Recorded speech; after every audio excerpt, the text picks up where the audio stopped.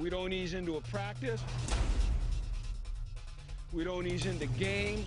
We're going to win with every little detail. Everything matters, okay? It's about finish. Stretch lines, just roll. Let's go, let's go, let's go. We're in position to win championships. It's going to be a little higher, and I'm going to throw you right up there.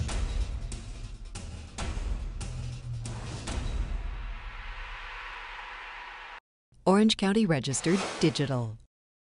Hello and welcome to another edition of the Pac-12 Huddle. I'm your host, Jonathan Khamis, being joined by our USC beat writer, Michael Lev, talking all things Pac-12.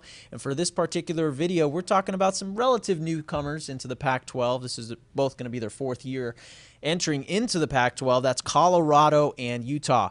We start with the Buffs first, Michael. Finished with 4 wins last season. And Which was good for them, yeah, right? Exactly. Only, they want to improve on that.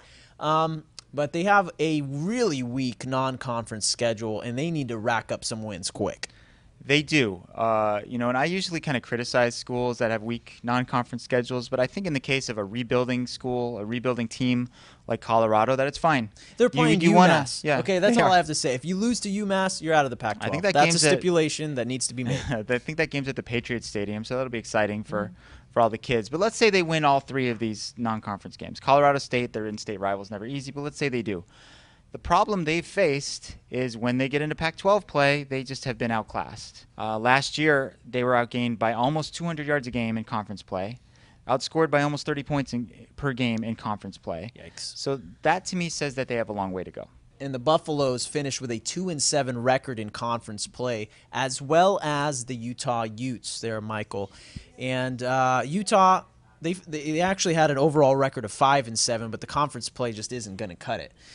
But you thought they had an unlucky year last year. Why? A little bit. They had a -9 turnover ratio, and in part because they had only 3 interceptions as a defense, which is an incredibly low total. It stands to reason that that's going to go up. They get one of their defensive leaders back in Brian Blecken, who was out all of last season. He's a safety, really smart player, has a really good track record of being able to force turnovers.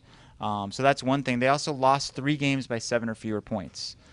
Some of their wins were also by 7 or fewer points, but it just shows me that they're close, closer than Colorado in all likelihood. Kyle Whittingham, I think, has a pretty good track record.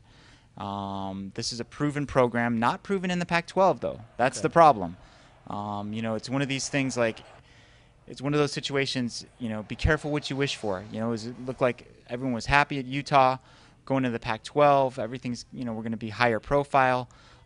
Things haven't gone the way they had hoped. But there's some reason for optimism there, isn't there? Yeah, Travis Wilson returning, who is a star here in Orange County, played for San Clemente, was in a Pac-5 title game over here, didn't win that though.